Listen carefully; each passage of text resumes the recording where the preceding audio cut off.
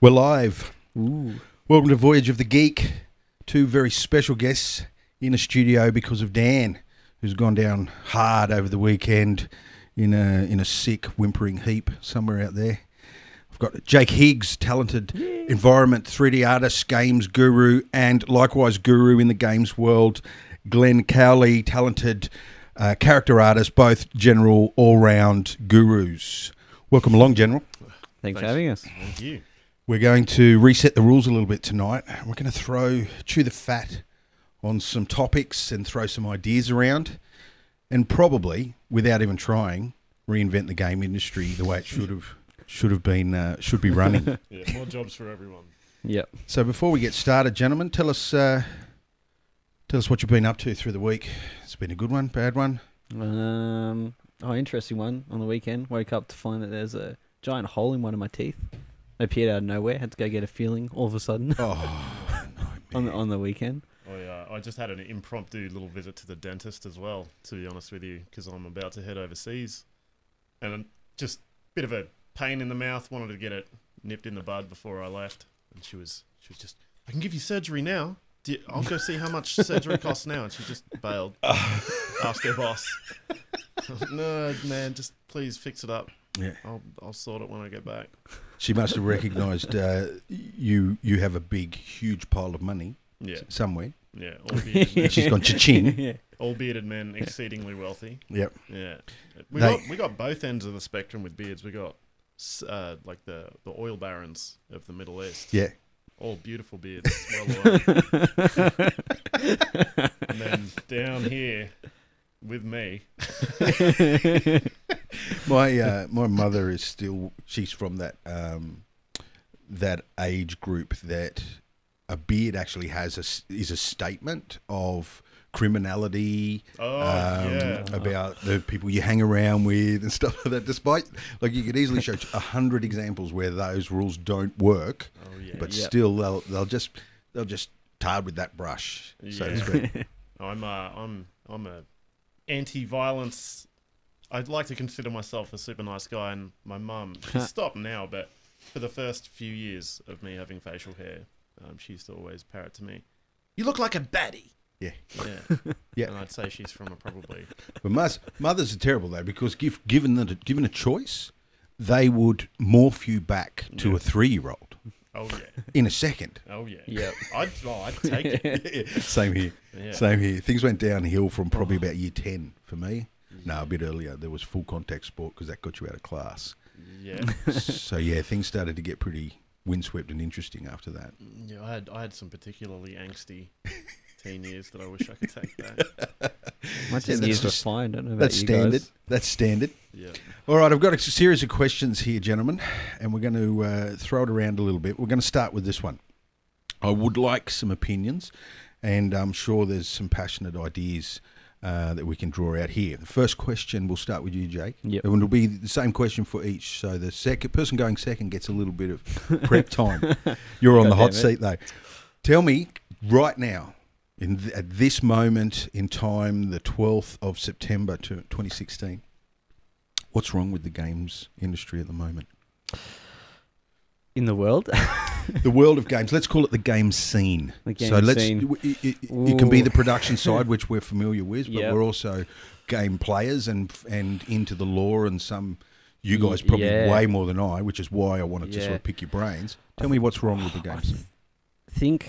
I think we're actually starting to get into a little bit of a better spot. I think we're starting to finally get over the hurdle of Call of Modern Shooter 12 and 13 each year. We still have games like Call of Duty coming out, but even at least like the new Battlefield looks incredibly impressive from a gameplay and technical standpoint.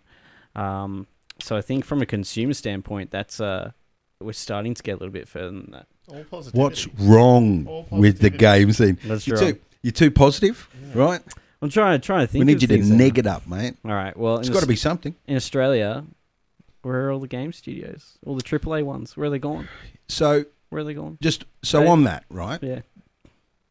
Have we watered down our industry in Australia by going the small boutique style? Oh, that's a Yeah. worldwide issue. So it's not just I not don't just wanna call Australia. it an issue. I think that creativity is always a good thing, and people Yeah. should be able to express that in whatever way they want. If they want to, Do you think we've spread it thin? it's pretty thin. Yeah. Yep. When you just look on what is it, Steam Greenlight, and just Oh, yeah, it's never. I was actually having this conversation today with my brother. Yep. It's never been easier for just your average Joe who wants to make a game to make a game. Yeah. absolutely. Yeah, with things like Playmaker, Mm. it's literally clicking 1, 2, 3. Yeah. Now I have a Yeah. platformer that repeats itself, and I've spent 15 minutes Mhm. learning. Yeah. And then 20 minutes applying. So you thin out the ranks, Hmm. and even the non-Joe schmo, the actual people that know the skill set, that possess the skill set, you thin them out, and you lose. The money doesn't spread the same way, No. does it? No. And then when the money doesn't spread the same way, you've got to motivate people in all these crazy ways, or spend 7 years making a game, Yeah. don't you? Yeah. Especially if you've got a smaller studio. I feel like it can take obviously a lot longer. You don't have a How s- many games do you reckon land on the cutting room floor and never make it to? I think it's I remember reading a statistic that You got a percentage, you reckon? Where like 90% of games that Yeah. Wow! just projects that get started. Isn't that crazy that that's so similar to small business? They reckon after 2 years, 90% of all small businesses Yeah. fail, Yeah. and then the remaining ones that don't fail in 2 years fail in the next 2 years. Yeah. So if you're there on year 5, you're doing well. I think part of it is the fact, like what you said, it is just such an oversaturated market. You can't Yep. get away with as many things these days. The standard for art has gone up with the same poly count that you had in Unreal Tournament 1, for example. Same poly count, same texture sizes. You can do so much. You will see artists doing so much Yeah, more. even because- just for new techniques and Yeah. we being just a lot smarter about how we're building Yeah, things. Not But even smarter, just better. Yeah, We're just better too. Yeah, The we set the standards- bar higher. I think to say that though, I think with a lot of the indie games that we're talking about Steam Greenlight and Steam, like the bar has certainly gone up. I think industry wide for art standards, Yeah. except for when we get to that Steam page. Sometimes I feel like we look at a lot of games, and I've spoken with Glenn before about this. I put a lot of the blame on Slender back in the day when that was released. That was a very, very popular game. It was made in 48 hours, and it was a product that you'd expect to see in 48 hours, and it's fine for that. But then a lot of people started to hold that as an acceptable standard, Yeah, and it's not. It's in my weird. opinion. I've seen students come through with silly ideas about where the standard is for quality, and then they point at these things that are these one-off weekend, Yeah. I love this game jam products. Yeah, And it's like, no, that's such Yeah. a small not percentage. not for art. We've- Maybe a game mechanic. You we've can come down normalised- to Yeah. that standard. You can't start there and stay there. Yeah. You know, you got to learn at this standard, haven't you?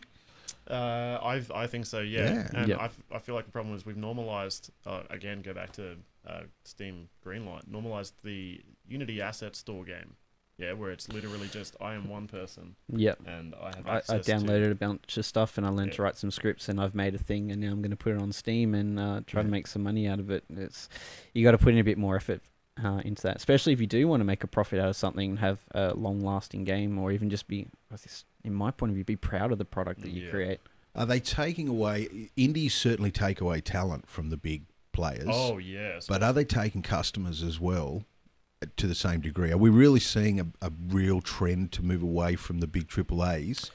Well, they're still around, Or aren't did they? it rubber band? Yeah. Did it sort of move away for a bit and now it's fluctuating I back can't and say forward? I've seen the numbers. I know just from the people that I follow and look up to, a lot of big names going into indie. I think, like, for example, Paul Papera. Paul Papera is just a gun artist. Yeah. And yeah, what was his game? Astroneer. Astroneer. He went from being from quite a while of I think he was That's Is one of the lead artists. N-E-E-R? Yep. Yeah. just look right. Like, you see this guy's work, and he is spectacularly good. It's interesting to see him doing stuff in this art style as well. It's very Ah. simple compared to the work that he's usually completing. I think he's done a lot of freelance I work love in the that. past. This is lovely. Yeah. Oh, yeah, it's gorgeous. The faceted 3D style on the cliff work. Yeah. Beautiful. The whole thing is very beautiful. Yeah, listen to that.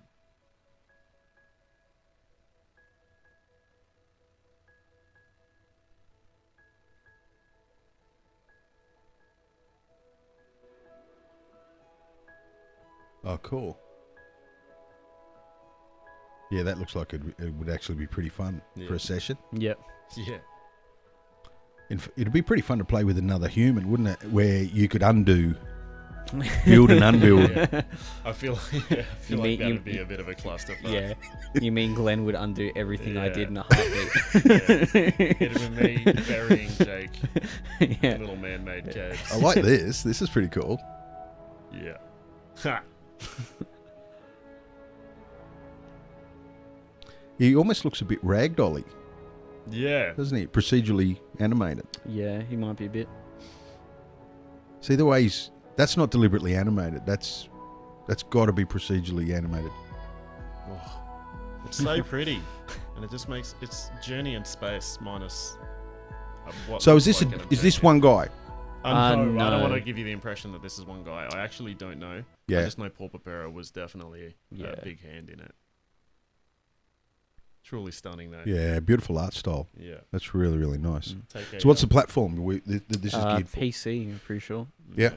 It wouldn't surprise me if it came out on consoles too. Seems to be the way of it these days. Yeah.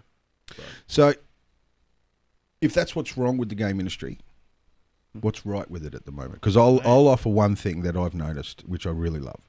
I've only found Steam recently. It was only about a year ago that I found Steam. Oh, I okay. was aware of it, but I didn't realise that it's better to be part of it. You know what I mean? You find out about cool deals. You save money for starters on games and stuff. Like that. Yeah. do ya? Well, maybe not. Maybe not around Christmas time. Yeah, you might be right. Yeah. But the thing I like about it is its community rating system. Oh, yep. That I Yeah. reckon is the police of the quality, and like you can have a bullshit game that can slip under the radar and all of a sudden turn out in the pop space or the cult space. But sooner or later, someone's going to rate how it plays. Yeah. Oh, yeah. And the community's very good at giving reviews. I mean, it's not like great game, I really enjoyed it, or this game's crap, I don't Yeah. like it. It's a very full, in-depth reviews by individuals who Because really it want can't to be give their made opinion. anonymously, or at least it's certainly not considered when it's anonymous. You don't Yeah. care too much about the anonymous guys, but the people that put their names there, that's your account, isn't it? Like it's Yep. you can track who actually. How do you rate other games and things like and that? how So many games they've reviewed, Yeah. for example, if it's just a single game they've reviewed, but they've got 1,000 games in their list. Why are you just reviewing this one game? yeah. And the thing is, a lot of the time, I see that a lot when it's a negative comment. And it's like, that the game fucked up when the one guy who's got 1,000 games who hasn't commented on a single thing Yep. says, well, guys, Yeah. you need to go back to the drawing board of this. Yep. And one thing that I've noticed a lot recently too, looking at a lot of the greenlit games that I've seen, not necessarily the ones that are coming through the AOE, just in general, is the friends and family comment is just rampant. Oh, And it is so obvious. Yeah. You know what I mean? yeah, Yeah. definitely. Great throwback to Yeah. a long lost genre, for example. Yeah. It's like, it pulled me especially- back to gaming. yeah, give me a fucking break. Especially when it's that one good comment in the middle of all Yeah. the negative ones. You Yeah. just hear the thanks, mum, Pretty little behind blue thumb. Yeah. Dan and I have been looking at critique and how there's this beast that's growing on the internet, this critique beast, and how most critique sites list the positive ones, the most positive and the most negative at the top of the list. Yeah. Where exposure resides, where if you want to get noticed, you've got to be there. You've got to be in the view, which is that first couple of panels, right? Mm-hmm. And so if you neg really badly, you get up there. And if you're positive really badly, you get up there. And that's where you get these reviews that are similar to what you did with the what's wrong with the you you were giving a critique, but you're doing it in a positive way. It's like a friendly critique of a product. Dan uses this site, Metacritic, right? Yep. Oh yeah. It's awesome. And the beauty of Metacritic is you can... let's have a look here and see what we can find. Ooh, I hate this mouse. The middle mouse doesn't click like a middle mouse click. I've got to use this little button. Oh, really? And do you reckon they tell you that on the box when you rip it apart? And Your first problem, mate, is using a wireless mouse. yeah, you're right. I don't like it at all. I have not liked it since so I'm going to abandon it. So let me... So if we looked at No Man's Sky, you can bring up here, you've got critic reviews and user reviews. And the thing that Dan noticed about, there must be a period that I've got to put in here to get more accurate here, because there's nowhere near enough critic reviews for No Man's Sky here. What he found was that user reviews will have heaps and heaps of negative, heaps and heaps of positive, and the heaps and heaps and heaps mixed, right?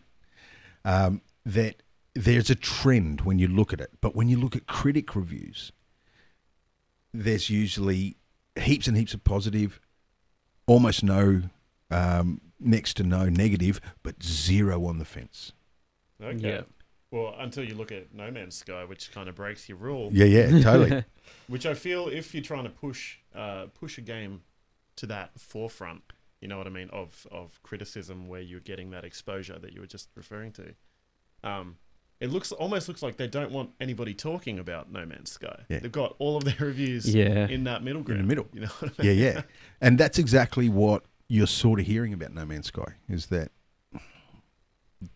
it's disappointing, but it's still an achievement. So we've got to sort of, we don't want to bash it to death, because I like Dan's description of it was very good. It was, it's a tech demo. Yeah. You know, and it feels like a tech demo, doesn't it? Yeah. Well, I actually, I don't want to be too negative on it just because I haven't played it, but from what I've seen, it definitely is not what I expected. Yeah. Which is, I think, why they offered not discounts, refunds. Yeah. Oh, really? Did they? Yeah, they Yeah, did. refund way. I think just from the stuff that I heard about it a long time ago, and I agree with you, Glenn, it seemed like something that it isn't now, and I think it was hyped to be some very huge, epic, feature-filled space adventure, and they couldn't deliver on that. Yeah, and from the looks of it, like I don't think they actually ever announced that this was going to be a feature, but it looked like people playing with friends. From what I saw, I think that's the biggest problem. That's the biggest Dan brought problem that I've up, heard. that they pushed that point very early on in development, that it would be a network game, and then probably about a week or two out from release, they I don't care how officially... Yeah, I don't care how many quadrillions of planets you have. It is single player as fuck. Yeah. Like there's no chance of you meeting. Oh, they tested it. They took a couple of guys, met on the same planet, whoa. parked exactly the same place, And they couldn't see each looking other. at, one's looking at that mountain range, so literally they should have been looking at each other, and they Looking not at only the- didn't they see each other, one was standing there in nighttime, and the other one was standing there in daytime. Oh, for real? Yeah. Okay. Yeah. There was a one of my issues with it is there's only so much you can do with making procedurally generated anything. Yeah. And it kind of shows. Like the game looks an awful lot like there's like giant chickens walking around with hippo heads. And, you know, they're dancing and And it's giving the- you quests. When you make something deliberately random, Yeah. you're making a pattern. Yeah. And the animals start to look the same, That's even though they're all completely different. Yeah. That's exactly They have the right. same degree of wackiness. Yeah. Now, you can't say that about animals. You know what I mean? Like Yeah. a lot of them look Yeah. fucking cool. Yeah, exactly. And they all Some of follow, them they look wacky. follow, They Yeah. follow rules. Yeah. You know what I mean? They may not be rules that we have come up with. They're Mhm. obviously natural laws. Yep. But they follow very specific rules. And those Very- rules are very deep. Like, Yeah. that's a big list of rules that create that process. You can't just stick in 10 rules into the world builder Yeah. Yeah. and come up with animals that... It's a that work. lot and a lot of work on top of the lots Yeah. of work for the planet system that's already. I think there. what they did was an achievement. Yeah. It was. Yeah. It's definitely an achievement. It's not a worth full an price. experience. Like, It's you'll not a drop full-price $50 game. at the Canberra show in 10 minutes on bloody tilt-a-whirls and 30-year-old Dodgem car rides and stuff like that, right? You'll drop that in 20 minutes and feel like I've been robbed. If you dropped the price on No Man's Sky and played it for 2 or 3 hours, that's worth the money, isn't it? Yeah. Yeah, especially I think the average playtime is going to be a lot higher than that Yeah, as well. it's an experience. I've got friends that play the shit out of that game. Yeah, but you should experience at least at some point. Mm. Like, I'll probably end up doing it when the price comes down to negligible sort of Yeah. tip money. Yeah. Yeah. If I'll I ever give it a see crack. in a I give summer just sale about any game a go. Yeah. See what it's like. Yeah, and it's got some hype, and you know, they with a bigger team. Imagine what the game would have been, Yeah. because that's got to be a small team, hasn't it? Oh, I don't actually know. I remember seeing a 20 picture people of at them most. all with their disc having them gone gold, but I can't remember how many were in the picture. All right, here's the big one. Uh-oh. I'm going to start with Glenn this time. Yep. Good By idea. the way, I'm just going to point out that I actually never got to say what was wrong with the games industry. Oh no, you didn't. Can we? I want an opinion on that first. Okay, it is the PC world we live in is killing everything. It is Politically correct, not PC PC versus as in- Mac. No, Yeah. no, or PC versus console. Politically correct. Here, what is good in the games industry? Companies like CD Projekt Red, where they are going to show tits in their games and they don't give a shit who doesn't like it. Don't play their game. Yeah. Don't play their game. Yep. It's a game set in. I've seen people complain that there's not enough cultural diversity in this game. Yeah. Where there's no dark skinned people. You know, in a game that's set in a Scandinavian environment that has race wars between elves and dwarves, and people are complaining about the shade of their skin. Yeah. It's like we need to get back to the bigger picture and stop looking for reasons to there's complain a about time and a things. place for everything. I think to go on with that, heaps. There's a lot of people with the new Zelda game coming out, Breath of the Wild, which obviously, for those who don't know on the stream, I'm probably the biggest Zelda fan in the history of ever. Yeah, just look at his clothes. Just look at me, look at me, everyone.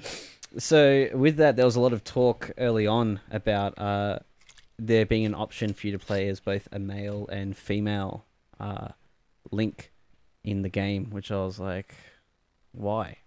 And for the same reason, people might, obviously bring up, well, you got to give female players the opportunity to. People do that, need but people need a reason to complain. And Yeah. if they did do that, I guarantee you there would be people coming out of the woodworks that are saying, well, if for example you were a female Link, they'd make Zelda male. And I Yeah. guarantee you people would come out of the woodwork saying, well, why does Zelda have to be male? Yep. Why can't it be, Yeah. nice gay No, relationship? I agree. Yeah, It's exactly right. And Something like that. what about adult content versus toddler content? And all the age groups in between. Yeah. You can't No. keep everyone happy all of the time. People No. feel like they have the right not to be offended by something. Yeah. And that is, Yeah. I feel You like got to learn to have a bit of thicker skin and not Yeah. be offended by something There rather will than. always be things that offend you, Yeah. right? I eat meat. That's going to offend people, Yep. right? But I get offended by people that don't. Yeah. I get Like I offended do, by to a certain degree. I do. Yeah. I look at them and unless it's required, Yeah. right? Unless they have a requirement. Yeah. But if they choose not to because of some kind of principle, that offends me in a different way to probably that I offend them by chowing Yeah. down on a nice T-bone. It Blood offends you in dripping a sort through of my beard. it offends you in a sort of oh, okay, Yeah. Yeah. that was Yeah. interesting. But I think you're Yeah. the direct result of this is that perfectly good ideas get corrupted because of it. Yeah, well, Instead of putting a big banner and saying this game is for this demographic. Yep. You're more than welcome, but I'm telling you, it's built for this demographic. Yeah. Yeah. This game is built for this demographic. You pick whichever door you want to go into, but don't come into this door now that I've told you what's in there and start bitching about it. That's what I don't like, because if I have to water down a perfectly good bit of content or IP to suit all of these fucking voices, moaners, I'm only ever going to get left with a watered down piece of shit that doesn't represent what I wanted it to be in the first place, no matter Yeah. what it is. That happens a lot these days, even just not even in the content, but the gameplay of games, just with the ability for developers to patch a game. I mean, that's awesome. I'm so happy that we have that, especially for competitive games that need balancing after the fact, after the game has been completed. But then you get a lot of people that go, this gun's overpowered, this character's too strong, or we don't like this about the game, we need you to add this about the game. How could you not have done that to begin with? And all you Then they hear get is cranky people when they don't do it. whinging. Yep. Yep. When I suggest that you've got to change the game and you don't do it, I then go on a rampage into the Twitter sphere And Yeah. gamers and these try and days bring just- you down. And you know what? If you are someone that has the followers, you can do quite a lot of damage, and that's Huge amount of damage. yeah, irreparable damage. It's getting to a point where that is the new superpower, is this social movement online. It's moving borders, man. And what makes we've got these people. I'm not going to name names just so that I can stay as as PC. PC as possible. We've got people speaking in front of the fucking UN about, being, not liking the way things are in the video games industry and, saying, and this is legit, and this isn't actually to do with games, but saying that that they shouldn't have to prove that somebody has harassed them on Twitter. Yeah. It should be basically a system where it's guilty until proven innocent. Of course. And there's in Germany now has Twitter police. Did you know that are actually going around? Really? Yeah. Basically, Wow. yeah. It's that's more of a religious PC movement. It's crazy. But yeah, the world is going nuts. It's falling apart. It is moving. Like, you can take an army into a country, but you'll never win a war unless you win hearts and minds. Yeah. You've got to win the people over. Twitter does that without firing a shot, man. Like, if you can win a crowd over to your argument, that people go to war for that. Oh, people try to change the consciousness of a society in a really violent way, and have done for centuries and centuries. And here we have this tool. I don't even have to pay to join up. I don't need anything. I don't even need a PC. Yep. And I can devastate you. I can run your business into the ground, man. And I'm not a hacker. I don't have to be. I can be anyone. I could be a 12-year-old kid. I could take you down. Yep. I know I could take your YouTube channel down. Yep. Yeah. No problems at all, man. Yeah. A lot of the complaints I've seen on YouTube from I watch a bunch of politically charged YouTubers, and they get taken down without even check. Just if enough people complain about you, they won't even look at your page. They'll just rip it down. YouTube is sort of making the rules up as they go along at the moment. And those rules are very grey. You know what I mean? They've released a new lot of rules that you can't make videos that are negative in their message, and it's that type of language. Yeah, I also heard something about they've got anti-swearing policies. You cannot monetize your videos if you swear in them. Yeah, because apparently you turn your product into a non-marketable product. The thing is, they don't tell you that they're demonetized, because it's retrospective too. They're going back. There's some guys that have got 2,000 videos out there, right? Some more. And they make a little bit of here and there, a little $1 off that one, $10 off that one a day and whatever, and they make a living out of it. Some of them making stupid money. But all of a sudden, 3/4 of your collection can't be monetized. Yeah. Right? That's brutal. So it's backdated? Yeah. They go back through, and they don't even tell you that they've done it. There's just, all of a sudden, you just go through your account and see that the monetization thing is not there anymore. That's dirty. They've got to, in today's market, there are too many competitors just sweating in the wings, man. They're just waiting for YouTube and Facebook to trip up. And Facebook have almost done it a couple of times. They've almost done irreparable damage. Yep. But YouTube have sort of really only stitched up the people that are trying to make a living out of it. And there's not a lot of those. There's enough, and it's growing. Yeah. But those people will go and make a living somewhere else. If someone else says, "Hey, here's a new way for you to make money," every time someone views your video, there's no ads. You don't. It's not a percentage of ad revenue at 0.0001% of a cent. Yeah. Meanwhile, YouTube are making thousands off the ads. You're going to make 1/10 of a cent for every time the video is viewed. There'd be a mass exodus. There would be a mass exodus. Yeah. Oh no, they do IP. It would be unique IPs, but even then, you can get around it. Yeah. But that would be enough for there to be a mass exodus away from YouTube. Mm-hmm. Because if I have 48 million subscribers, like a PewDiePie or someone like that, how many of them you reckon will go with me and start using that other service to watch my videos? Oh yeah, well they'll all go. Yeah. Oh yeah. Well, I know that there's people that extremely loyal to content creators like PewDiePie. Yeah. Who literally go on, and I used to be one of these chumps, not for PewDiePie, but just for some various others, who literally would only watch that content. That was it. Yeah. YouTube was closed. Yeah. If they weren't doing it there, I'd go to where the content was. Yeah. Loyalty to the creator. Yeah. Nobody's loyal to YouTube. It's not like, Pewdie's going over there. I'm going to stick with YouTube because I believe. There'll be one or two. They're going to go over it. Yeah, that's right. Employees. Wearing a red hat with a little white play symbol on the top. All right, YouTube's biggest fan. gentlemen.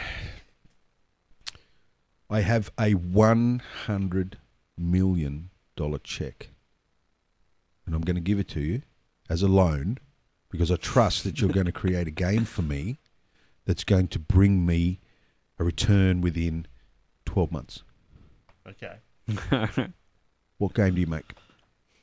Ooh, that's a good one. And I need a return on my 100 million of 50%. I want a 50% return. I want $50 million back in the first 12 months. Well, first thing, I think it's got to be multiplayer. It doesn't? I don't think it does. I think it's got to be a iPhone puzzle game. It's two interesting points of view. Like quirky and big demographic, you mean? Quirky, not so much. Okay, but you're going for the portable I'm market. going for people like looking at flashing colours on iPhones. Yeah. Specifically, for some reason, if it looks like food, they tend to like that kind of Fruit ninjas and yeah. Candy Crush, soda, Quasi cupcakes. whatever. So it needs to be food based. If we're just dissecting what currently Cooking makes Mama, but for phones. Yeah. Yeah. And obviously we need the microtransactions. Of course. Yeah. You can't have an iPhone game without microtransactions. Yeah. And this is the mechanic. We're talking about a payment process or the mechanic in the game? Oh, I'm talking about. Oh no. No, the microtransactions. Yeah, we just want to get money because Okay, we need cool. to pay you back, Dave. Yeah, We're a bit worried. Yeah, no, you don't have to worry. I got to worry. Every single cent of that is going straight into your bank account. Yeah. Absolutely, Yeah. absolutely. Otherwise, dire consequences. Yeah. I forgot to tell you about that. Well, don't worry. You've already spent $100 million. Yeah. Okay. We'll deal with That the was consequences. It's Woo. in the contract that once the money's spent, you've signed the contract. Okay, so we've gone portable. All right. Yeah. Let's go with portable idea. I don't know. $100 million. I think still having some sort of How massive. much money's going to be involvement- left? I gave you $100 million. I'm just worried Dave's going to break my legs. So we have to spend the 100 Somebody's million. done it once Yeah, to me before. I want a $100 million game. Well, you're going to give me $50 million back, and you got a better chance of making $50 million back if you spend Can $100 we million make a $50 game. million game and get a year to work on it? Yeah. I reckon that's going to be the best way, and we just Yeah. hide it from Dave and spend $50 million. We spent $50 million on security in a castle. Yeah. Old French cannons. Yeah, that's not crazy. That's very good. Not exactly what I was looking for in the brains trust of the game art world. That's all we'll need. Oh no, you're right. I'd spend $50 million on. I'd set myself up somewhere like you would never find me again. You would walk into my garage. I have a particular set of skills. Yeah, you need them. Find me on a little island off Costa Rica somewhere with a garage that when you walked into it, it was just like blindingly bright from all of the beautiful cars. And You would definitely. 50 million, that's enough for a floating island, isn't it? Like, it's enough for mate, that's enough for a reasonable size ocean floating liner. fortress. Yeah. Yeah, I feel like I would be getting in some kind of deal with the US military.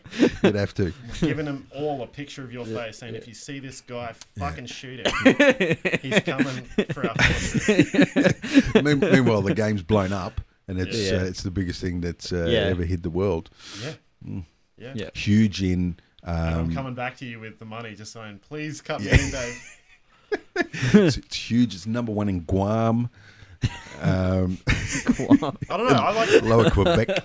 So I don't. Canada. I don't know how to monetize games. I just like quirky things. Yeah. So I would be. Pushing I think you're onto forward. something though with the iPhone thing. I mean, all we have to do is look at Pokemon Go and its success. Although I'm not sure how it's going these days. I think it lost a lot of its player base. Do you think that it's the Go that brought people to the game, or do you think it's the Pokemon? It's the Pokemon, that brought people but to I the think game? it's Pokemon combined with the Go. I feel like if it was Digimon Go, it wouldn't be anywhere near as popular.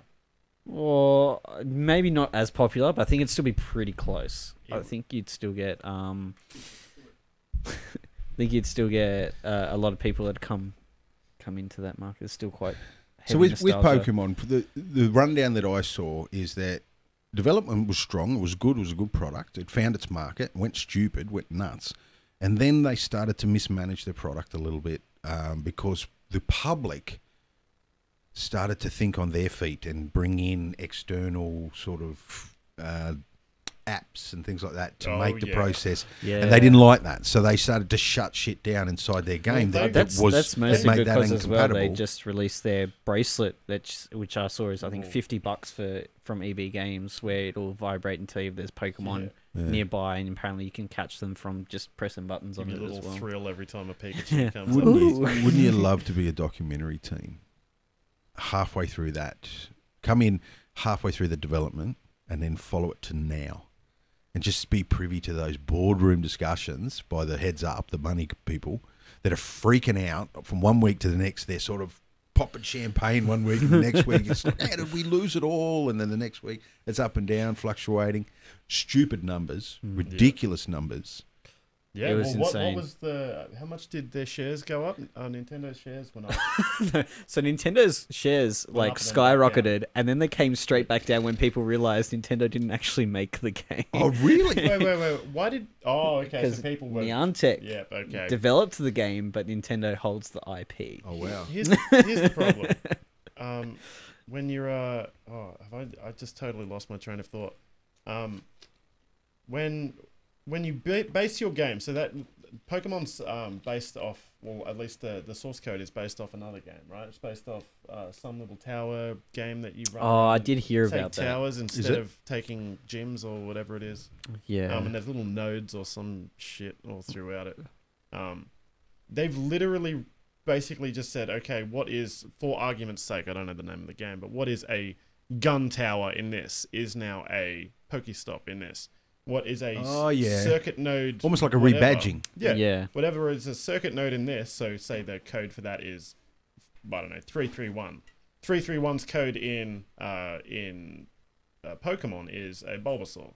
And they've just literally gone through and what the code for this is in one game is this in another game. And so people have basically just figured out what each one is and made entire maps. Yeah.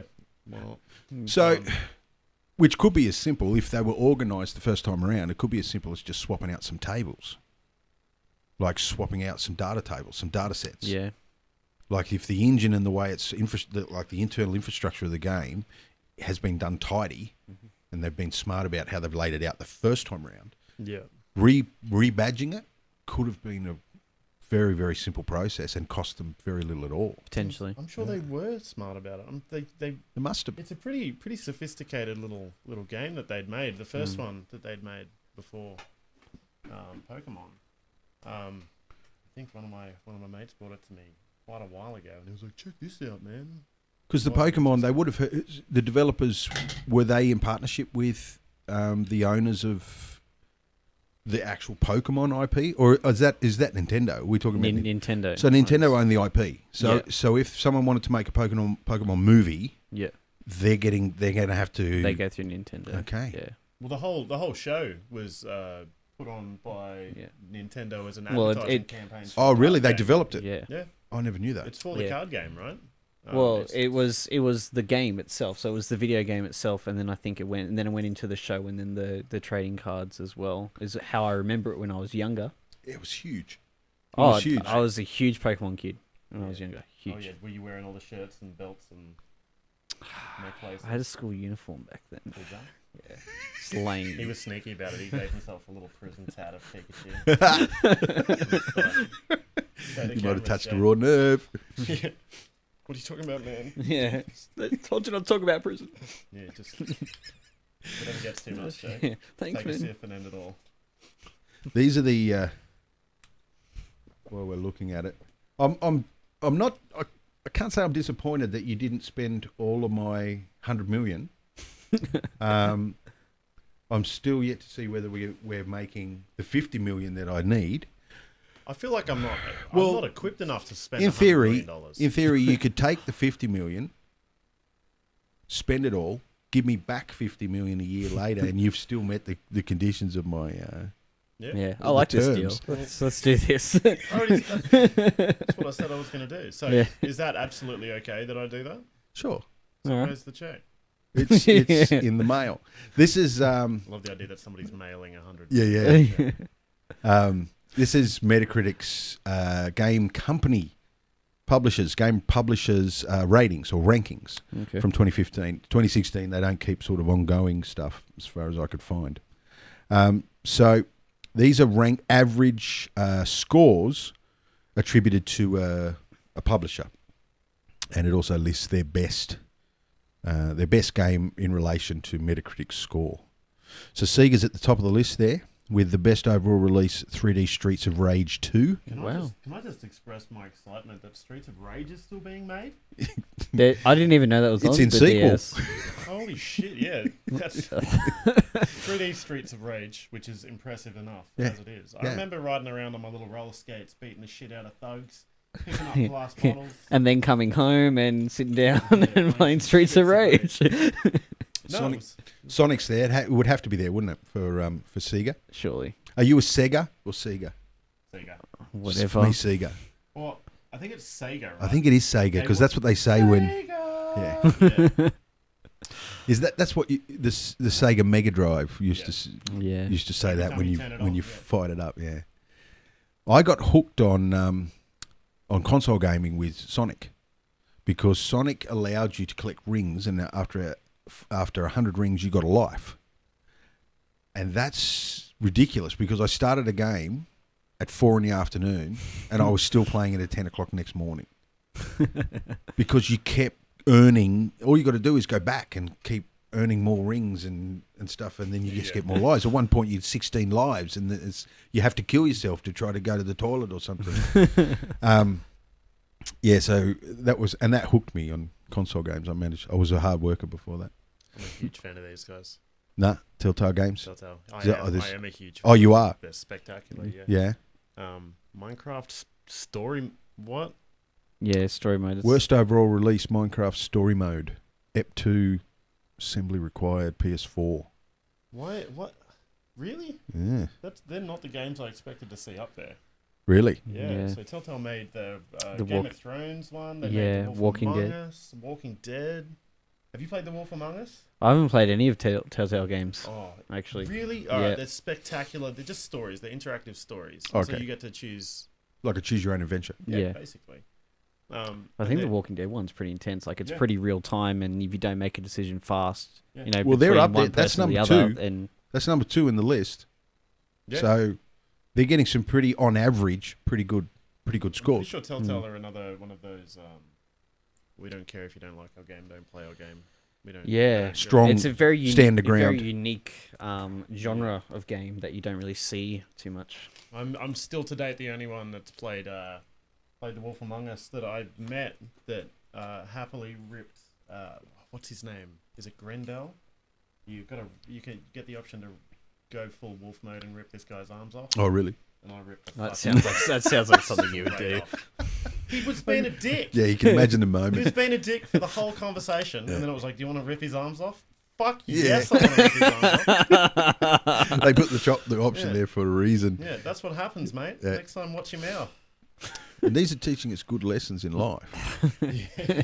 Sony number 3 moved up a rank from number 4 from 2014. Yep. So they're doing some good things there. Jenny Bloodborne. Yeah. Can Yep. they- The Muppet Movie Adventure. So this is Sony didn't make Journey. No, but the No, these publisher. are they're publisher. publishers. Publisher. Oh, okay. Yeah. It's like, come on now. Yeah. Blizzardo. Wow. Yeah. Best new Uh, IP, White Knight. What? What is White Knight? It's not. I don't even know what that is. Oh, it's not Overwatch. Oh yeah. Well, this 2015. Yeah. That's fair. They've done I was some, they've done some big things in the like, last- that's not how you spell Overwatch. This is White Knight. I don't know what the hell it is.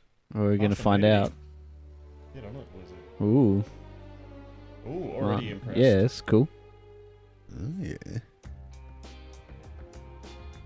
So White Knight is our first project. It's a kind of old survival horror style game.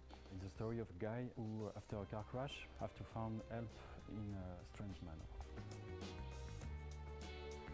We were inspired by all the movie genre, and also we were a fan of all the survival horror game. Our vision is to put the player into an old-school survival horror with next-gen feature. The art style's interesting, yeah? Yeah, it's very We pretty. The wanted a shader story works that like, brought pretty much great. I feel like narration, there's times much where it would be better if it immersion, was just and I full think the silhouette, player though. will Yeah. have fun I think if you're trying to discovering cut 'em all off the that background has like to that, be you kind learned of in need that manner. the outline shader. Yeah. But Camera times where he's angles surrounded were by influenced by the where old movie it genre, just looked good and seeing that also human for the light silhouette and Yeah. dark. moving through the We scene. were Yeah. inspired by German expressionism for characters and furnitures. The 30s influence make a strong atmosphere. Shit's cool.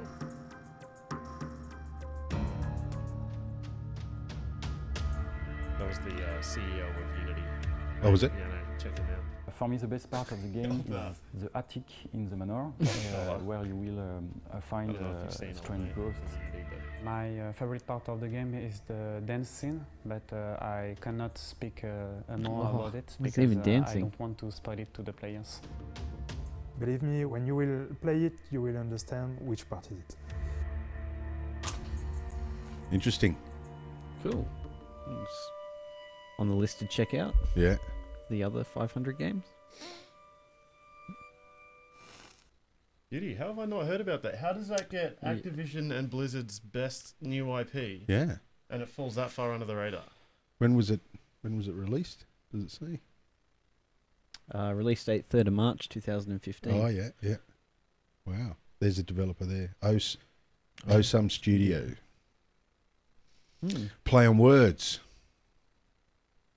Cool. So we'll just do the top 5. Devolver, Devolver. What did they get into? the Talos principle. Yeah. Well. Oh, Yeah. Duke Nukem 3D. Oh, we better have a Yeah. look at. That was a Vita release of Duke Nukem 3D. Oh, what? How are they? It's up the to Megaton edition. How- I how actually does- played through that game on Xbox. the entire game. Yeah, with 3 mates. It's probably one of the most hilarious gaming experiences I've ever had in my entire life. One great story came out of it is there was an elevator that kept coming up, and my mate put one of the holograms on it that he'd picked up, and the model doesn't have any complex shaders or anything on it, so it just looks like a replica of the 3D model, and you can't fit 2 people in this elevator. So I was waiting for him with this thing coming up and down. I was going, "Get out the elevator, what are you doing?" And then he just starts cracking up. I was like, "What?" He's like, "That wasn't me." We should have a look. We'll have a quick look at Nintendo, see if they've done anything. Mario Kart 8 DLC Pack 2 Oh, really? is the highest Wow, the rating for them. DLC. And Splatoon was very, very well received. Splatoon. Yep. That was the painting game, right? Yeah, yeah. The little guns. I think because I played a bit of that, and I think harking back to my days of playing lots of Call of Duty and things like that, I think it was a really successful attempt at creating a really fun shooter that's Kids can play it. yeah, kids can play it. Yeah. I actually never played it. Yeah, interesting mechanic. I've never. Oh no, I tell a lie. I did one lap of a Mario Kart before, but I've never played Mario. How, Any of the original Mario games. how Oh, have you really? survived this long, Dave? Like I said, I was busy working. You were busy. Yeah. He was just collecting microphones. Yeah, that's right. All the rest of us. This empire didn't build itself, my friend. Your little egg cup empire. Hey? All right, so different question now. I've got a check Oh, with $1 million. okay. All right. It's a far more manageable sum. What game are you going to build me? And I want to see a return. I want a 100% return within 2 years. See, the return part's what's getting me, Dave. I can tell you 100 games. That Like it's $1 million. I want to see. All right, I want to see a $50 million return in the first 3 years. 50 million. It's still a... Well, what that means by putting that premise on it, it means you can't just make a game that you and your mates like. That's Like you what I have wanna to make actually it. care about. You have to care about your audience on a larger scale. Haven't you heard anything I've said? Fuck the audience. If you don't like it, don't play it. Well, 1 mil, it's yours. I'd just... Can I just... You could build the same game. Browse Yeah, Peter, yeah. Browse Petermology's account. have you checked out Petermology? Dude he's this guy on Twitter. If you want to see some outrageous game ideas, he's basically, people say that it's probably just Peter Molyneux. He's the guy that made like Fable. And there's this Twitter account, Peter Molyneux, and he comes up with the funniest game ideas you've ever read. Like one of them was using a phone's GPS, a game where you use the phone's GPS to see how far you can drop your phone without it breaking. That's a great idea, right? Yeah, it is a good. Idea. Have you heard about the Cube? No. The Peter Molyneux game. This is an actual game that existed. Yeah. Where it was an MMO basically on a mobile device, where it was a cube that was covered in cubes, right? And it was just, I'm talking millions of cubes, right? And every time you press a cube, it disappears, and it's just people trying to dig their way to the center of this cube. Oh, I got you. Because Peter Molyneux said, at the center of the cube is something that's going to change the gaming industry forever. Okay. I don't think I don't even know what it was. Don't remember. But that cheeky fuck, right? He had microtransactions that made it so when you touched, they were like pickaxes. Yeah, right? yeah. When you touched it, got rid of more. There was I think it was $50,000 for a diamond pickaxe. Wow. And there were people doing Kickstarters trying to get 50 grand so that they could get a pickaxe to That's crazy. get to the center of this thing. And yeah, I don't think Curiosity. I remember it being anything too. No, it was nothing special. Curiosity could be a good driver. Yeah. Curiosity, candy, and puzzles. Yeah. Arms. And that's it. That's Curious Candy Puzzler. Yeah, That's the name of the game. so you don't have. Am I right in thinking you don't have a game in the barrel for when the person turns up with $1 million? Nah, man, I just know what I like. Like, you know my baby game. I've got a Viking game where you pillage and. What would be the budget of a fully flushed out baby game? The baby game. Oh, I don't. That's a good question. I think if I could give myself. How much you got? I got $1 million, man, and I can't even give it away. Oh, there we go. Yeah. Okay, so I can. So there we go. Of $1 course you million can. I to didn't make, tell you. to make a baby You game. can make whatever you want. I'm gonna get a flash hot team. Of Clint. Me and Jake, I'd be hiring my old mate Jacob right here as my environment artist. And he'd be getting at least 20 grand a year. Yeah, at least. At least. Yep. You know, And it might be way It's more. better than what I earn cheesy now. balls, cheesy balls, and 20 grand. Mate, it might be way more than 20 grand, potentially. I'd be hiring myself, obviously, at a lot more than I'd be hiring Jake for. 200-300 grand a year. You're worth. Easy.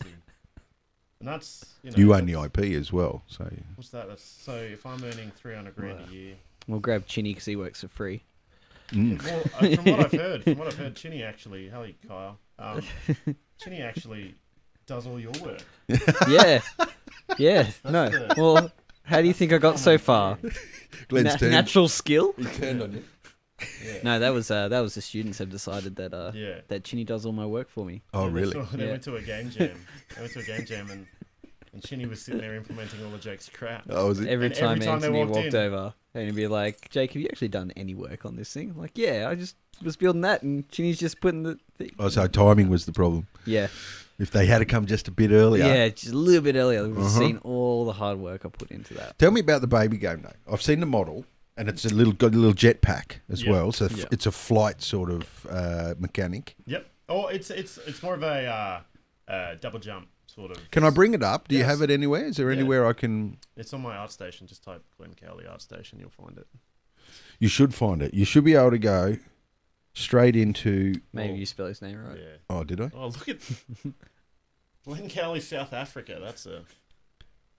So, basic premise of the game is you are babies in a combat arena. This one? Yep. Yep. Wearing little advanced mech suits. Cool. Yeah. So just click on the play, and it'll give you a 3D model viewer. Where's It'll be it? right here, Beautiful. yeah. Oh, Usually lovely. it takes a sec to load. So, say again. You got. So you're in a little arena. Mm-hmm. I say little arena. You're in quite a large arena. Yeah. You're babies in mech suits, and the idea basically it stems from when I used to play Half-Life 2. I used to run around, and I would spend embarrassing amounts of time doing this. Is running around with a crossbow, just pinning people to stuff. Just been like, get wrecked, eat shit, and I wanted to build a game about that, and I've wanted to build a game about that since I studied, and I decided, looking at that face shader makes me sad. Problem is, I built this guy for Unreal, and I just shoved all of his materials into Marmoset, and that's why his face is so it doesn't blank. work quite as well as you think it would. I'd Yeah. love to see this character in a render man render. Oh yeah. It would look cool. So your little babies in mech suits, as you can see, Mhm. and you have giant plasma crossbows, and the idea is to shoot, impale, and pin the your opponent baby to the wall, and the wall is there's goals on the wall that are basically always moving. Nice.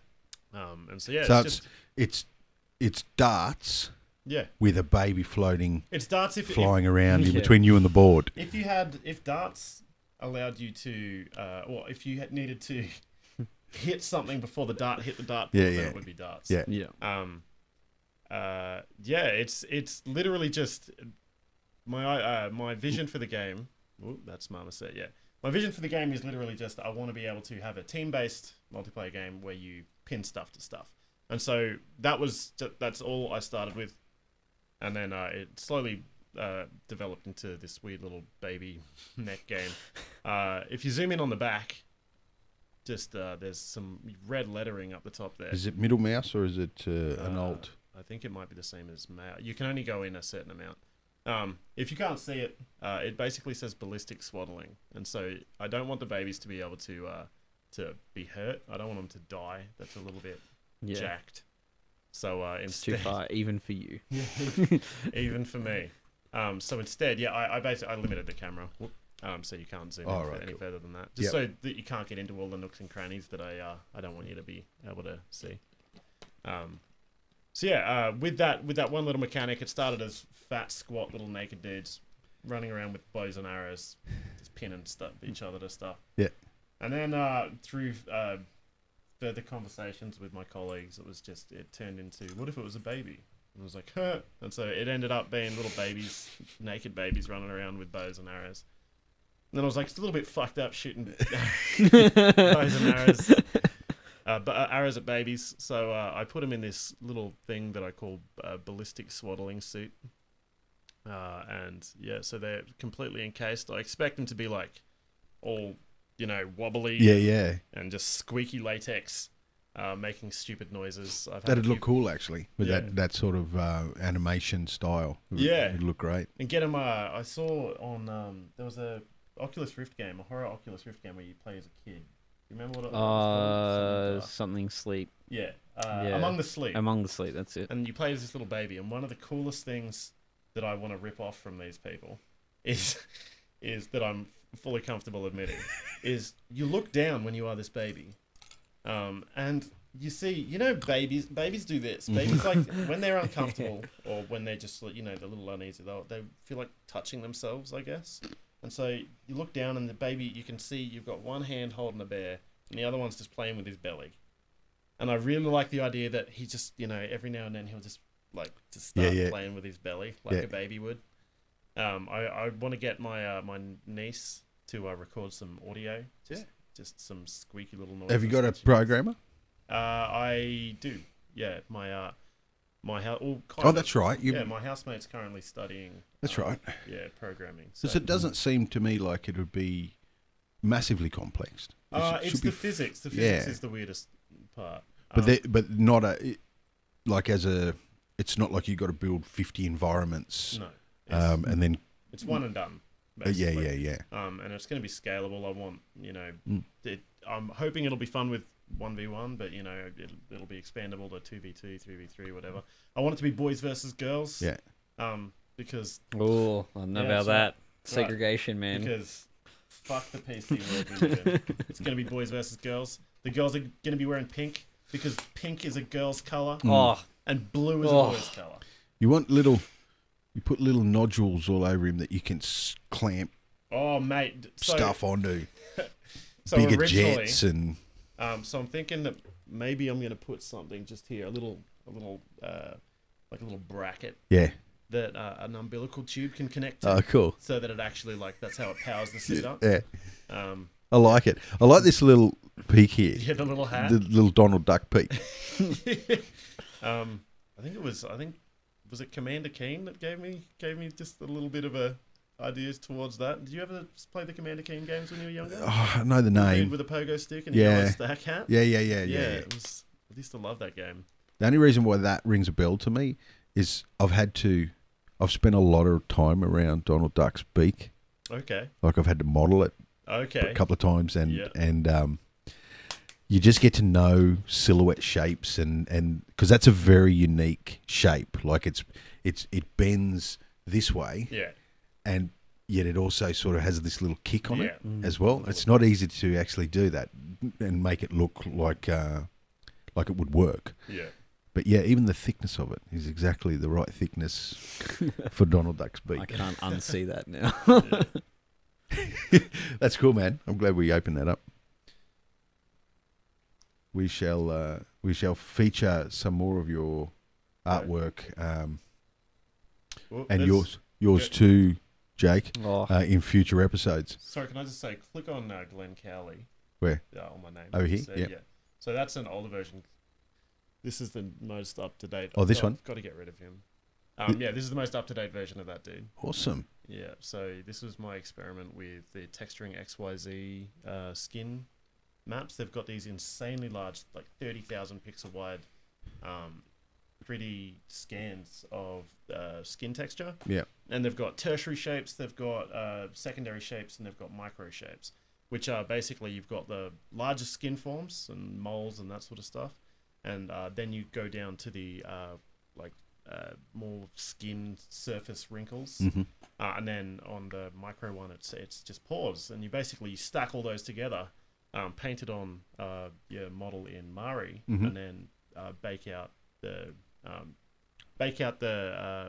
texture again. So you apply it as a diffuse, you paint it on as a diffuse, and then you bake it out of that, and then separate it out again, and so it gives you their texture on your UVs. Oh, which yeah. is awesome. Yeah, Wow. Mari does some interesting things with UVs, yeah. and RenderMan does too. I literally only learned Mari for this process. Like I don't know any other steps inside of Mari except for how to do projections. yeah. There's a UV addressing system in RenderMan that we're used to 1.1. Mm-hmm. This UV coordinate system that they use is 1.1 is just 1.1, and then the same space again, 1.2, 1.3, all the way to 10, and then it jumps up a line, and then it's Yeah. 11. That's your UDIM. Yeah, UDIM. UDIM sets, Yeah, isn't Yeah, it? UDIM space. That stuff's crazy because each one of those can be 2K Yeah. or 4K, 2K. It's purely That's- a that's still rendering- nuts. It's purely Stupidly a hot. rendering solution. Yeah. Well, it's just an alternative way of including a lot of texture data in one set of. I think games data. are starting to have a look into UDIM. I've heard some things Do we like know any examples? I don't think there are any games that are currently using it. Yeah. I think it's still very uniquely screened, but I think it'll be something that will be implemented Yeah, at It's some exciting. point. because you could take a whole environment Mm. and all of the textures I mean, we can, are we in the can- one space. One. We can already do some tricky stuff in Unreal using multiple UV sets, Mm. but having just the one UV set. Because think of Makes it the all there. data, the data underrun or the underhead instead of overhead. How little you have to process when it's all coming from one sheet. Yeah. All the objects are coming Yeah. from one sheet. Yeah, that's instead of nuts. having to open that UV space every Yeah, it's single just time the single camera call. sees it. That's what we do in game engines these days. Yeah. But we have to. It's more of a manual process. We Yeah. atlas all Yeah. the textures into one larger sheet. Yeah. And then it's just I'm pretty drawn sure from that. Unreal. I've had lots of discussions with Dean about this and talked about atlasing textures. And I think the one downside with atlasing the textures is it's more time, and it can hurt your head a little bit trying to manage everything sometimes. But I'm pretty sure Unreal will already compile all the textures in your scene into a single atlas when it actually goes to run. Mm. But I think the size of that atlas will obviously increase the larger your textures are that you bring into the scene. Yeah, and textures have been a sticking point for games for a long time. They sort of they hold you back because we always seem to be slightly behind what our ambitions are, Yeah. don't we? And Yeah. we have to play the catch up game, but we do catch up. We end up catching up, and then we have to set the bar again higher, and we keep setting it up, which is great. That's why art is the way it is. It's, as we said at the start.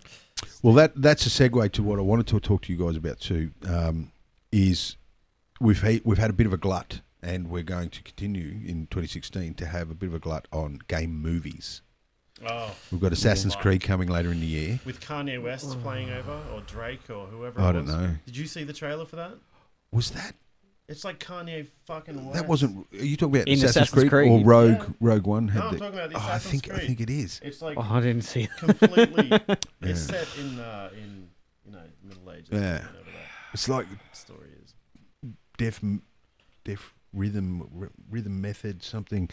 I know who you're talking about because I was listening to a podcast today and they made reference of it. Yeah. So World of Warcraft. What did we think of it? Oh man. All right. So I You go. Well, realised let's it- split it. Let's split it first. What did you think of it as a technical achievement Okay. first? Yep. Technical achievement. I think it was spectacular Yeah, at times. I but agree. It kind of fell short of the mark. Yeah, I at agree. times. I agree. There were times where it was some of the most outrageously intense 3D compositing over an actual video Yeah. that I'd ever seen. It was the orcs were intense. Orcs were great. Orcs. I thought they were great. I thought they missed opportunities to go even further with them. Yeah. But yeah, they held up. They told story. I feel like the problem with the movie isn't necessarily a technical one. They fell short of the mark on the acting. They got some first class actors that did not such a first class job. I believe so too. So Well, the king. Where did we get this guy from? He looks like the worst. Like, why would you cast someone that doesn't look like a king? yeah, I know he looks like a child, And he looks like something is definitely wrong with him. Like someone stretched his head Yeah. like this, and his eyes were looking out this way. Didn't he look weird? Yeah. Okay. So he's actually I can't. He might be a remember his talented name. actor. He's actually. Have you ever seen the show Preacher? Oh yeah. I He knew is- I'd seen him. Yeah. Do you know his girlfriend in that? In Preacher, his ex girlfriend, I guess, is the queen in Warcraft. Oh So really? they're both- Yeah. So Preacher and his partner are Yeah. king and queen in the Warcraft movie. And I think you're right. Even the good actors put in a pretty bad performance. Ragnar Lothbrok put in an awesome job because he played Ragnar. How fucking bad would the Lothbrok. movie have been Yeah, without him. without him in it? Yeah. What they needed to do was they needed to show it from the orcs' point of view. They needed to then show it from the humans' point of view, or the other way around. I don't really care. Fill your boots either way. And commit. Yeah, so that you have a chance to connect to Yeah. characters. So the only characters that I gave any fucks about in that movie were Ogrim, not Ogrim, Duratan, Yeah. and Ragnar. Yeah. And I don't remember his actual name. It's kind of inconsequential. He's always going to be Ragnar from Yeah. now on Yeah. for me. Well, that's it. Yeah. But they're the only two because they're the only two that were on the screen long enough for you to care about. The whole story with Ragnar's kid could have been left out of it. Yeah. The dude that played him was subpar. It felt forced it and was cheap. extremely Cheap gig forced. with the father not being able to reach the son, Yeah. dying, and And was but was how there ma- anyone that gave a shit that the son was dying? well, who is Yeah. and who was the son? Why? Yeah. Why is he even in the movie? Yeah, he does exactly nothing right. in the movie Exactly. except for dying. Yeah. And the bad guy was terrible. Like his performance was terrible. Yeah. Like I didn't believe him. Yeah. I He's the only one that didn't feel like it was an actor. Yeah. You know what I mean? He didn't feel like he was acting. He felt like he was animated and just. and I don't know what the law is. I don't know whether he they got taken over by the. They fucked the law. Do you know what I Yeah. mean? But Yeah. one thing I know for sure, I don't know the law, having looked at his performance. Yeah. Like, I don't know, was he aware? Or was this thing part of him and he wasn't really aware until this one point where it sort of took over him? No, he's totally aware. And see, I didn't get that. The thing is- Because if he's acting, it was just never there. I think me not knowing anything about the law just made me totally lost throughout that whole movie. I was just Yeah. watching and I didn't quite understand the motivation, I guess, more than anything for Yeah. why characters were doing certain I things. got the motivation of the orcs. I got the fact that there's Yeah. this green goo, right? That takes life force, right? It lives off life force, and when you can harness this green goo, you are powerful, Yeah. right? And so I get that. I get their whole thing. We should have just followed them, I agree. right? And then the humans. We don't have to demonize the humans, right? But they're just on the other side, Yeah. and we could have another movie where we're on that side, and we don't follow these people over here, and whatever. Yeah. But instead, they didn't commit. And so we're in and out of both camps all the time, and we didn't know who's the bad guy here. I know he is, but why? You know, Yeah. fuck. Um, What are you doing? What are you doing? You could have done so well with it. The thing is, With such an audience, they had a captive audience. oh yeah, and they had the Warcraft audience. How many active subscribers did Warcraft have at its peak? Like 20 million or something ridiculous. It did number? 400 million worldwide, but I think it only did about 180 million domestic. Are you talking about dollars? Oh, I was talking. Box office. I'm referring to subscriber numbers. I'm just talking. Oh about yeah. getting butts in seats. Yeah. 20 Well, that's million the active. disappointment Yeah. because if every subscriber went out and watched the movie, they would have made a lot more money than they did. If not for China, it would have been the flop of the summer. Well, I actually heard that the next one could potentially be a Chinese film. Yeah, well, they don't have a problem with the sequel. They've literally just said, They loved it. Man. we'll have And it, take it, The bring it. thing is, I liked it as well because I like high fantasy, and that's the kind of cheesy shit that I really just like to zone out and pretend that this world is just gone for a while. You know what I mean? I didn't mind it, right? And I sat through it, and I didn't finish the movie and go, oh, God, I can't get that 2 hours back. Yeah. No, I didn't feel that, but I didn't feel. No, man, I just loved felt it. that they probably could have done it a little better Yeah. relative to what I know exists in the story, Yeah. in the narrative. I wasn't too disappointed when I came out of it as well because there was a lot that I wasn't quite following or understanding. But I sort of went out of it and went, well, I haven't played World of Warcraft. I'm not a World of Warcraft fan, so that's okay because it's just not built for me. Yeah. There's There's the a la carte buffet, right, where you've got 4,000 options, or there's the a la carte best meal in the house, one plate, right? I want a movie that's that. Yeah. I want it the best, right? And I want it isolated, and I want it nice and tight, and I don't want anything hanging off the friggin' plate, and I don't want to have to go back for seconds, right? I just want it there. It was a buffet. It was all over the fucking place. Yeah. And some of it was shit, some of it was undercooked, some of it was great, and because of it, it was a schmozzle. And I don't think they wrote themselves. Maybe the second film they might pull it back. But now we live in a world where there is a genuine Chinese market for tentpole films, like the Gundam film. What was that? Oh, you're talking about Del Toro. Pacific Rim. Yeah, Pacific Rim. Oh, yeah. That went gangbust. They're making a second one. How does that happen? Does it have Because Charlie China absolutely lapped it up. Yeah. I think they co-produced it. I think it was Chinese money that went into it. Oh, okay. I think maybe the American filmmaking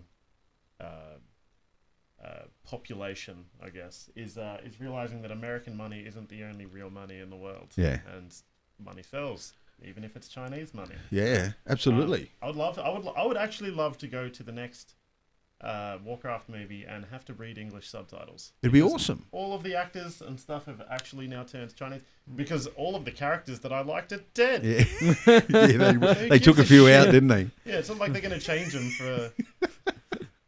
They definitely took a few out. What about Assassin's Creed though? What do we think's going to happen with this thing? I think I was excited until I realized that.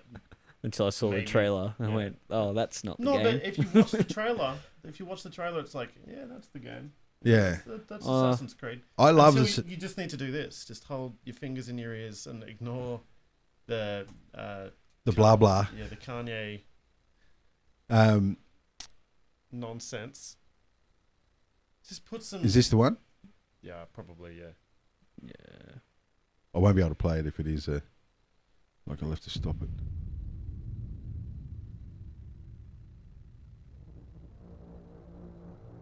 This might have been the original. No, I think that's it. Yeah. Where am I? I'm actually a huge fan of Magneto. I Yeah. don't know his Fassbender. name. Yeah. Fassbender. Yeah. Yeah. I forget his first name. Michael Fassbender. He's a fantastic actor. Yeah. Him and Tom Hardy. Oh, man crush. They're great. They're great, Tom both Hardy of them. The Hollywood's safe with these guys in the picture. With Hardy, with Fassbender, there's a couple. Yeah. It might not have been safe without them there if all we had left was Chris Hemsworth, the hunks and if they're the only thing in front of the camera, there's a problem. Yeah. You know what I mean? Yeah. But not with these guys. With Cumberbatch, Fassbender. Yeah. There's a few. The guy that plays Professor X in the new ones. Yeah. What's his name? Oh, Scottish guy. I don't know I think his he's name. Scottish guy. Yeah, I remember his accent. He was good. He was great in Wanted. Yeah, He played a really good role in absolutely. Wanted. Yeah, Just a cubicle Joe. he's got an emotive face. Yeah, that becomes this assassin that bends bullets and stuff. I thought it was a really cool movie. Haven't Yeah. seen that for ages. It was a cool little action movie that again you can just kind of zone out to. Yeah. It's the kind of shit that I like. Same here. It can get cheesy, but who cares? Yeah. It's beautiful. There we go. Yeah. There it is. That's my problem with Look at this. that. Straight into a haystack. Yeah. He's fine. Love the leap of faith is an awesome game mechanic. Like it's That just the first time I ever did it. Yeah, I know that I feeling. didn't get into Assassin's Creed on the first one, but I was in on the second. Yeah. I came in on the It's a second. good place to come But the into. third, like, was the third Brotherhood? Yeah. Oh, Was it? yeah, Brotherhood was like the expansion for to me, two. number 2 was just. Two was great. Because I played from the first one when the first one came Yeah. out. I was hooked by the Did story. was two in Rome? Yeah, It was Brotherhood was in Florence. Yeah, That's Brotherhood it. was in Rome. Florence and Yeah. yeah. Yeah. But so two, the first time I came into a city where I could go anywhere. Now I'd already played a Spider-Man game where you could go anywhere in the city and web sling and swing that's around. Spider-Man and, 2 back. I I played think that so, back yeah. on the Xbox. That was really Xbox, cool. yeah. And it was all right, but the first time, man, I was walking around that city in Assassin's Creed 2 with just the volumetrics in the air and the noise of people talking in the distance and the clop of hooves on the cobblestones and stuff. It was crazy, man. It was just insane. And then to top it off, the mechanics of killing in it was so unique and cool. Mm-hmm. You That's know, something- close and personal. That's something they did really well with all of the expansions. Of Yeah. the series as well. I only played up until the end of Brotherhood. I continued the series. There's a few that I didn't like. A few I've played them all. Okay. Black Flag, hated it. Yeah. Absolutely hated it. Couldn't come to grips with the sailing mechanic of it. Okay. It was I've just heard bored from me. people- And I've heard from people that if it was just that, if the game was just pirates sailing around shooting cannons, yeah, they would have loved it. But it wasn't. no, So, and you got to sail for buggery and then get out at some shanty town in the middle of nowhere, and you're running around. And you got this ability to climb and do all this stuff, and nothing's over a story. Like everything's one story. And what do you want? Climb a few trees or something? It's just it really narrowed the things you could do and Assassin's Creed explore. Coconut. Yeah, and it started. I think the worst one for me was the Native American one. The Okay. The third one. Yeah. now the narrative just went stupid. Like the amount of blah blah in that game was crazy. I've never seen anything like it. Like you couldn't do anything. You literally run 40 meters and all of a sudden I've got to sit down and wait for the cinematics to finish again with some other idiot talking to me, and I can't. All I wanted to do was ignore these people, but you couldn't. The game kept freezing and I was forced to listen to these people. And it was important for the narrative. It was even important for the missions and things like that. But it just bored me shitless. I just couldn't enjoy the game. Yeah. And so much of it is running around, shoot a rabbit, run around, dig a hole, run around, trap a bear. Whereas here's Dave. All he wants to do is just Hack and kill and slash. Kill the Pope. Kill people. Yeah, Yeah. absolutely. And then have some alien tell me why I did it later on in the game.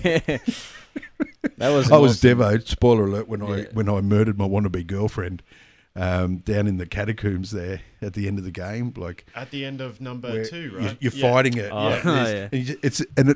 It's telling you push that button, like it comes up with an X Yeah. button or something. No. Push it hard as you can, and you know that No, I'm not going to do Yeah, that. I was the and it same. doesn't I matter was what like, you do. I don't want to do that. You're killing her. You know, Yeah. the developers want you to kill that chick, and Yeah. you're going to kill that chick. Yeah, and they want it to be your response Yeah. that's doing it. Yeah. We're Why not did gonna you do So that? if you do for nothing, mate. Yeah. if you do something, then it's Yeah. either way, the guilt's on you, champion. Yeah. It got crazy. At one point there, the earth exploded or whatever. There was one point at the end of one of them where you had a chance to save the planet or something, and you chose to do. Maybe it's a good thing I stopped playing. It got pretty full on. Because I remember, like, first one, you had to get some apple, right? Yeah. Yeah, get the apple. Yeah. And, Yeah. then the second And one that was a stretched into the second one as Yeah, well. the second one was a continuation. Yeah, I remember. and that apple was pretty powerful. Yeah, it like was- you had well, it in your hands it at was one the point. Adam and Eve apple, Yeah, wasn't it? yeah. And I remember there was some old Middle Eastern assassin king dude at the end of the first one that was splitting into 7 different people. Yeah. Yeah. Just trying to ruin That's your right. day. I remember that shit. That was... It was... Which one was the one where it kept having flashbacks? You kept having flashbacks to when you were the first assassin in the first Assassin's Creed. Oh, was that Revelations? I think it was Revelations. That's the one I stopped playing because I was playing through that one. It got pretty convoluted, didn't it? It kept jumping out of sequence. Wasn't that? It was the gameplay. Like I would run into these missions and it would say, put me in a room and say, get to the end, and then it would put me in the next room and go, now get to the end, but now there's a couple more guards, and it became really, really repetitive. Yeah. Especially down in catacombs and these isolated you could places. feel that it was made quickly to make money. And was that the one where you were in the bazaar, the Turkish sort of? You'd gone over the continent to I forget what it's called. It's where you play as a really old Ezio. Yeah. He was an old boy. Yeah. And do you play Ezio in Revelation? Yeah, you play him from 2 through to Revelations, I think. And Revelations, he gets his hook.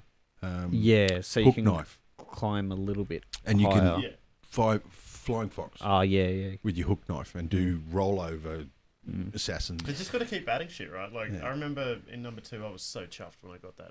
Was it a gun? Or the crossbow. The crossbow. No, it was a gun. Yeah, the gun. Oh, that's right. Yeah, you did too. Yeah. And I remember that. And it just, you could hear it echo forever. And it was so inaccurate. Yeah. And it just like cannoned his hand backwards. Yeah. But yeah. There was, you remember Leonardo, right? You had to meet up with Leonardo now and then. Did you have a gay moment with Leonardo on a bench where he propositioned you? Yeah, I think I remember that. I remember turning to Leanne. I said, Leonardo's just cracking on to me. Why not? All I wanted was a flying fox or flying wing or something like that, and he's cracking on to me. Yeah. I think playing Assassin's Creed, actually, one of the things I got really disappointed with, and my opinion seems to be counter to a lot of people. I'm not sure why. So I started to hate how the further along the series goes, the less time you spend out of the Animus. Because in the Animus, of course, it's where the main gameplay is, and you're in the past, and you're playing through that. But I found when playing the first game, coming out at the end of each assassination and being Desmond and going, oh my god, I'm actually not this assassin. I'm this guy in this weird place, and I'm trying to figure out what's going on. Yeah. Why do these people want this so far into the future, and what are they after? And that was really, really intriguing. And almost when I was playing that first game, is I wanted to get through the assassinations to learn more about the real world. That Absolutely, I'm actually in. and it really sucked you in the narrative of those early games. Yeah. It got away from them with the American one and the sailing one. But I can tell you, boys.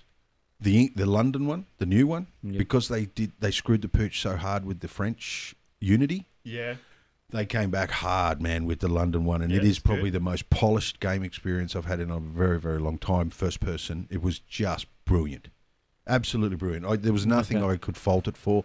It was very immersive. The sounds, the weather, the whole thing about it was just awesome. It was really good, and the characters were suitably annoying, and it was good. I thought suitably annoying. Yeah, there was you play twins. So there's a guy and a girl. And they're young twins. The father was an assassin and brought them into the Brotherhood. Sounds like a parent of the year. Yeah. And so he's impulsive and thinks that violence is the only way that they're going to win back the London and to get rid of the bad guys, and her idea was slightly different, that you do it through stealth and you don't make a big noise and choose your targets well and this sort of stuff. And so you're in and out of her and him throughout the game. So you're him for a bit and then you're her for a bit and whatever, and you can get to choose. When it's free play, you get to choose. It's pretty good. It's pretty good. In the earlier games, remember the side game where you've got assassins? Yep, you had your little posse, right? And you had to send them on missions. Yep. In order to get them to make dollars and to get experience points. Which was the game that had the side missions for the headquarters, when the headquarters was starting to get taken over? Was the tower defense one? Yeah, where you had to come in. I think that was Revelations as well. And you were positioning guys on roofs and stuff like that, and building barricades and stuff like that. It was really cool. Because as I said, I played up to Brotherhood. It was a cool one. I got a feeling it's the what's the ancient city? Let me have a look here. It's the. I'm better off looking on I can take you exactly Oh. to where it is, but and it's not in Gungahlin. Just while you're looking, Dave. Yeah. Just as a point of interest, have you seen a group of people released recently? They worked on a Mos Eisley. Really?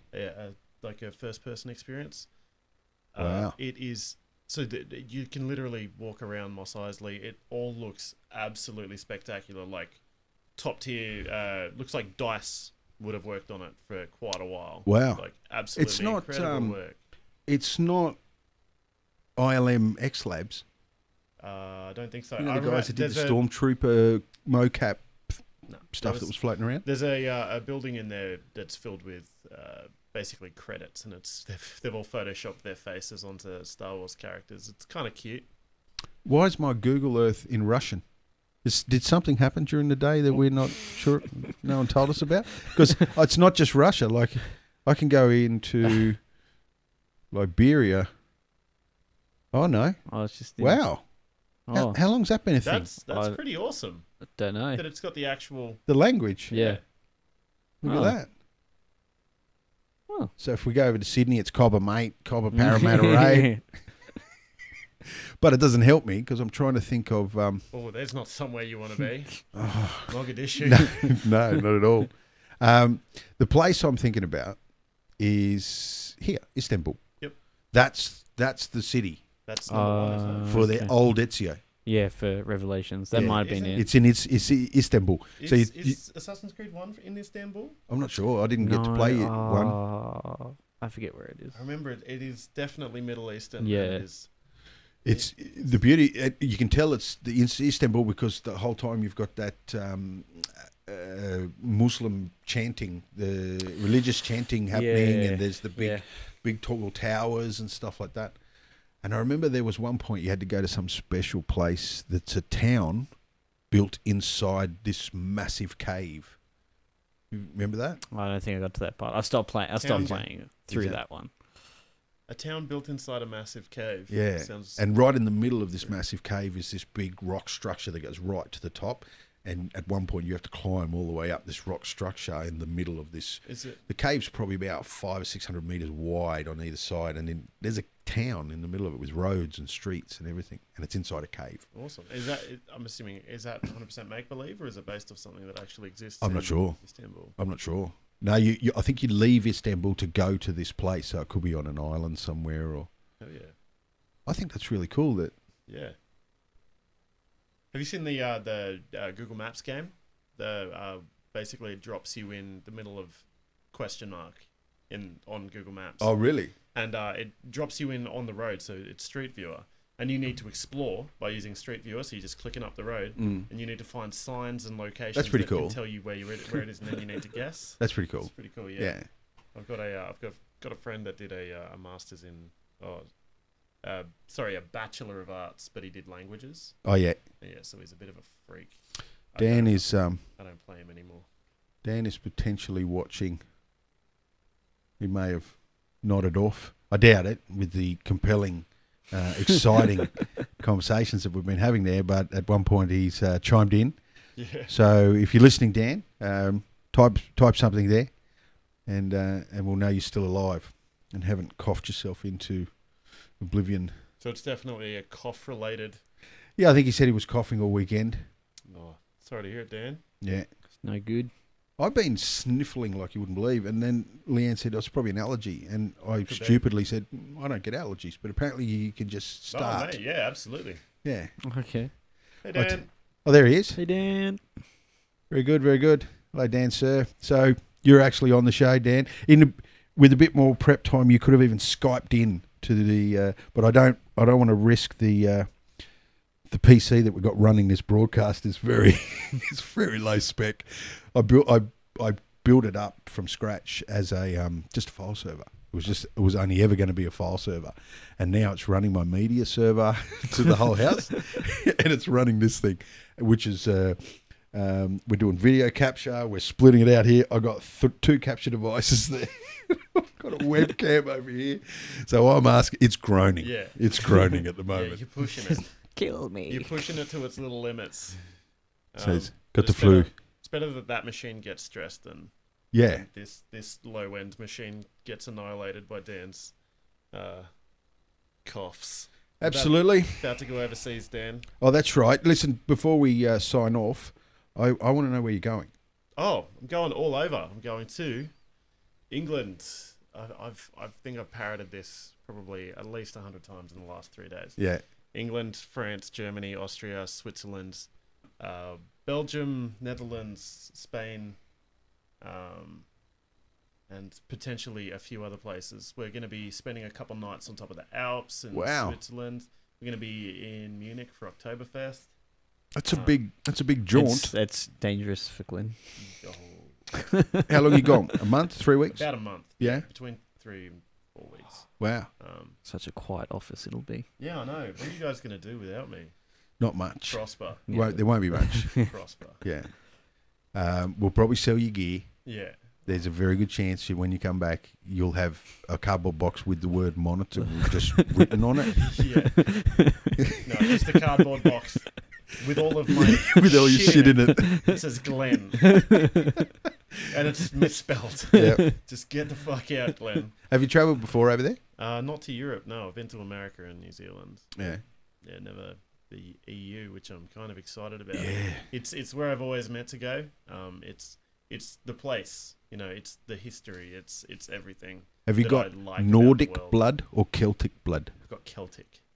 I've actually got Danish in me. Yeah. And I think a little bit of Irish as well. Yeah. So I'd say I'm going to It's say very difficult. It's harder to not have a little bit of Irish than it is to have a little bit of Irish. It creeps in everywhere because they travel everywhere. Yeah, my old man has shown me the Scottish is the the same. bloodline, which traces back to the Kellys. Oh, yeah. Actually, As in Ned Kelly. as in Ned Kelly. Yeah, I can believe it. Follow You the could easily play It Ned all Kelly. makes so much sense now. No, they're Irish, right? Yeah, he was a Robin Hood figure. I reckon you'd be a bit of a Robin Hood figure. You'd take it to the man, Yeah, rip him I off, do it share it with the brothers. Do it every day. Yeah. Every day at work. We need marvelous designer Yeah. school PCs. We need Yeah. Cintiqs. Yeah. Very good. All right, gentlemen. All right. We've now been blathering for 1 hour and 32 minutes ish. We'll wrap it up then. Cool. I thank you very much for coming in. Like I said about Tom in his visit, you're not really guests. You're just members of a rotating panel.